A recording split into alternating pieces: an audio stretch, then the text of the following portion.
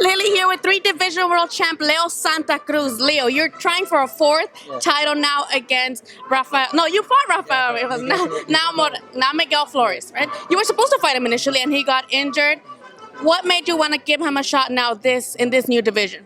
Me, I was just in the gym. I was getting ready, and the opportunity came. They said, "You want to fight for a four title, for division?" And they just gave me Miguel Flores, and I said yes. I took the opportunity. If they would have came out with somebody else, whoever they would have come, I would have said yes. And no matter if it would have been Gary Russell, whoever, I would have said yes. Now Miguel Flores, he does have 2 defeats, and they both have been by way of knockout. Do you feel like because he's been proved to be chinny, you can definitely get a knockout victory in Vegas? Yeah, that's what I try to think. I was my mentality is that I want to go out there and knock him out to finish the fight fast, but not just because he has been knocked out 2 times. It makes me want to go out there and look for it, because sometimes it's hard. It's hard not only because those 2 guys knocked him out. It means that I'm gonna knock him out. Maybe those got him a good punch. It was a good punch that he got caught with. And for me, going out there and looking for the power, it could be dangerous for me. Cause I could open up for another punch or anything, and it could be not in my favor. So I'm just gonna be calm, go out there, and if the knockout punch comes, good for me. But if not, I'm just gonna try to go out there and try to get the win.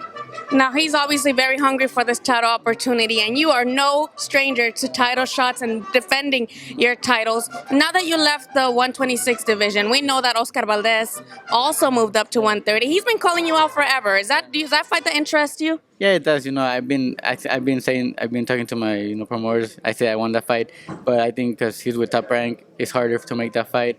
But if it would have been up to me, the fight would have gotten made already a long time ago. But like I said, hopefully the promoter could come to an agreement and they can make that fight, because I know it's going to be a great fight. He's a Mexican fighter to comes and throws punches, and me, I'm the same. So I know it's going to be a great fight. So hopefully it happens one day, and we're going to keep pushing for that fight. Now you mentioned the promoter situation and how it would be difficult because of the Top Rank. Berchelt is also with Top Rank. Jamel Herring is also with Top Rank. So those are all guys at 130 who would be making difficult. So now does that leave you with just the person that everybody's been begging both of you guys to fight each other, Gary Russell? Why hasn't that fight been made if you guys are in the same promotional company? The truth, I don't know. I have asked for that fight too. I say, hey, I want Gary Russell. He's been talking too much and everything, and he beat me in the amateurs. So I want to fight him. I want to get that rematch that I didn't get in amateurs.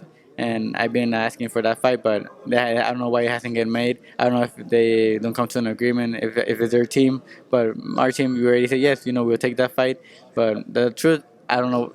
From that, I don't know what else could be the fact that the fight is not happening. And I'm pretty sure you've gotten this forever because everybody saw the video of him going up to your dad and acting crazy. How much more personal is it now? Before it was just kind of, both of the top guys in the division both got to fight each other. Now is it more personal this time around? Well, it did get me mad, what he did and everything, how he talked to my dad. But it makes it maybe a little bit, but not as personal, because I know what he's doing. I know he wants to fight. He has to do whatever he has to do to try to make that fight happen. And it's just more of trying to get under my skin that why he's doing it. So I don't really take it as serious as people think, because I think I know why he's doing it. This is how fighters do. Even my dad said that this is boxing. If it wasn't in boxing, then he would take it serious. But he knows how boxing is. They have to do this to get a fight, and we know what he's doing. So, but he's gonna go out there and hopefully the fight gets made. Now, another person at 130, a champion, Tevin Farmer, he's with the Zone, and supposedly there's works that he's going to be fighting Jojo Diaz. Would you like the winner of that fight, and what fighter of them two would you think would be a better style for you?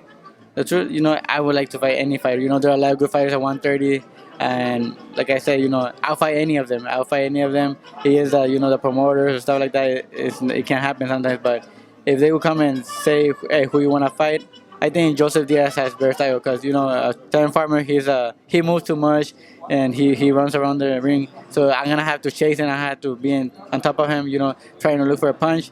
And the fight is not gonna be as interesting as it will be with Joseph Diaz. Joseph Diaz stays there.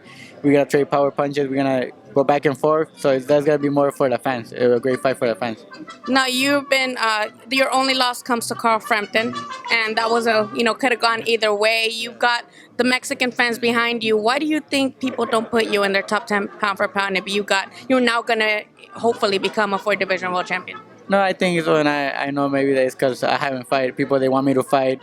The top the top ones I haven't unified. So I think they want to see me against Gary Russell, Oscar Valdez. Once I fight those fighters, I think they'll put me up there if I get the wins. But it's just a matter of time. I'm gonna get those fights, and hopefully one day I'm in the top 10. At what point do you kind of, I guess, go to your promoters and say, hey, I kind of need these fights because the people want me to fight these fights?